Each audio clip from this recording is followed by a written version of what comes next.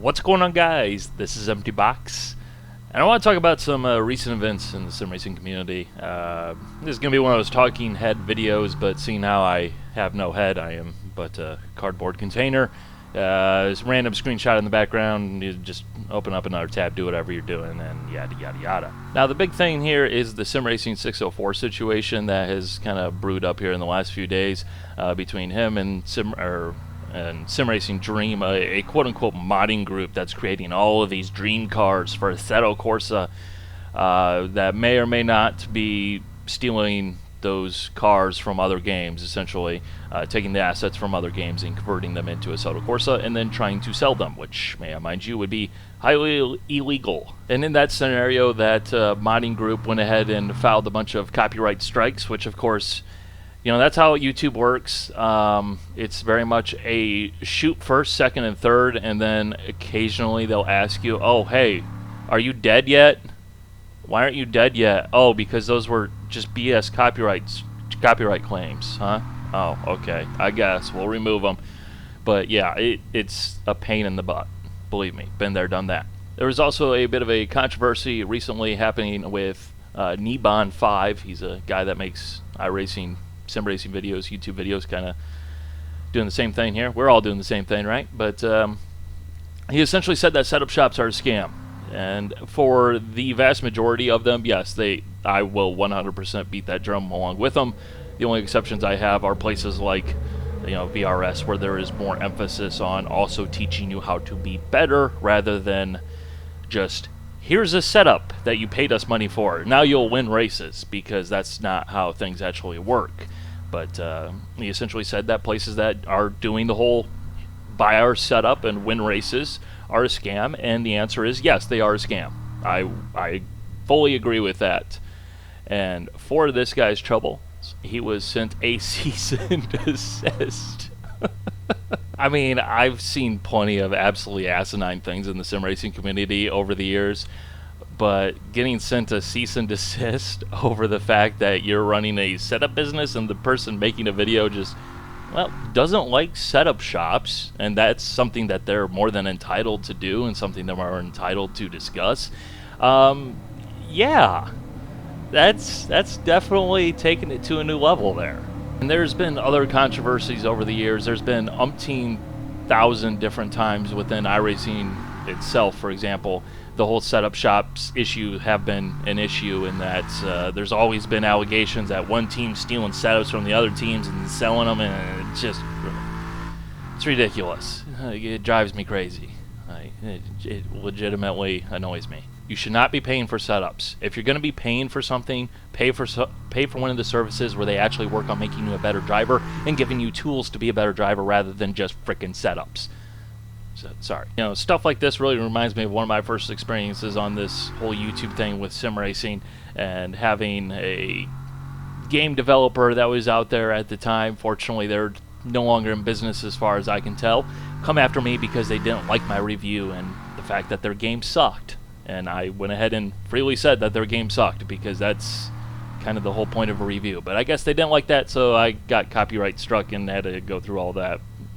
Yeah, jumping through hoops. I want to switch gears here, though, because when these videos get done, and I'm not the only person that's done a video on this by any means, it often comes down to, oh, we need to be with the community, and we need to have solidarity, and you know, we need to like hold hands and be like, you can't do this, you can't bully us, and like, yeah, I agree with that. That's like part of why I'm doing this video, but at the same time, we also need to teach people how to avoid these people in the first place, to avoid giving them power to begin with. The first step is to know who you are doing business with. Sim racing being a small little community, there are a variety of different people.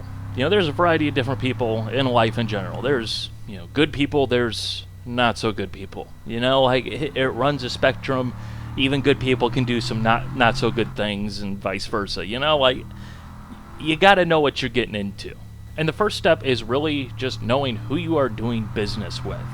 If this was one of the first things that popped up in people's minds, then these companies often would not even exist in the first place, because it'd be unsustainable or unviable as a business strategy. Being a small little space, sim racing has a a specialized little cottage industry, I guess they call it, that sprung up around it, of people that are, generally into sim racing, and then they kind of start doing their own thing that's related to sim racing. Like, say, they start making hardware or peripherals or third-party app development, so you can run a dashboard on your phone, or mods, paint schemes, stuff like that. The truly high-quality companies out there and the reputable individuals that you want to be doing business with will have the reputation that you will know about. I mean, if we're talking about modding here, if it's one of those mods where you really can't talk about it on any of the well-known sim racing forums, that's probably your first indication that you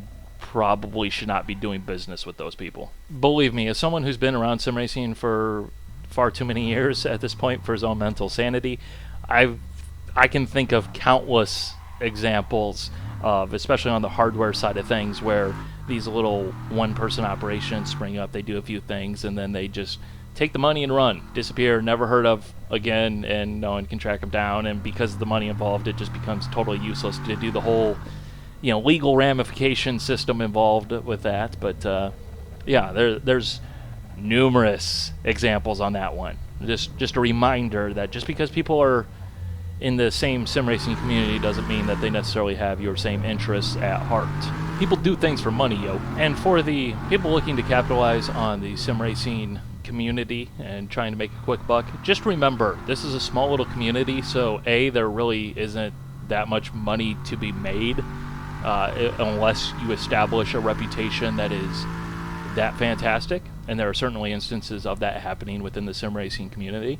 But also the fact that because it is smaller, you will get found out. Sim racing is a small community. Word will travel fast, especially in today's era where the internet is the thing, and we have these platforms to speak from and to spread information around. And of course, lastly, content creators. As much as that term makes me want to vomit, some responsibility has to be taken. Now, for those of us doing the YouTube and Twitch thing, making these videos from any of the racing sims out there, we have to understand what we are essentially promoting.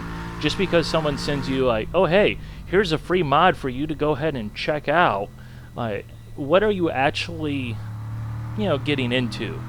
When one of the companies out there wants to go ahead and sponsor you, who is that company that is sponsoring you, and what is their reputation? How do they handle themselves? You are essentially tying yourself to their business, so you better be sure that you support their business, because at the end of the day, this isn't NASCAR where the name on the side of the car is paying millions of dollars and the driver's making potentially millions of dollars. Like, no, you're some guy playing a video game, and they're probably just sending you free stuff in exchange for a sticker on your car in a video game or on your stream. So just be mindful of that. Hey, you Cloud, you get down here! Yeah, as we already know, I am an old man yelling at clouds. So that's that. One other thing I want to mention, I don't really know how to handle videos like this, because it's one of those things where there's really nothing in terms of the video content wise going on, so I just kind of generally put in filler. But I don't know how well that works. I mean, this very well could be the type of thing where when I do videos like this, or in the future, similar types of opinionated topics, where I just forego a video entirely, because I feel like these are the type of things where you just like click play and then you go to a different tab in your browser and you go doing something else, and you're like, oh, hey, yeah, I agree with that, I disagree with that, doing that thing. Or at least that's what I generally do. So, I mean, is the video even important at that point? But anyways, let me know what you guys think. Hope you guys enjoyed. Alright, bye.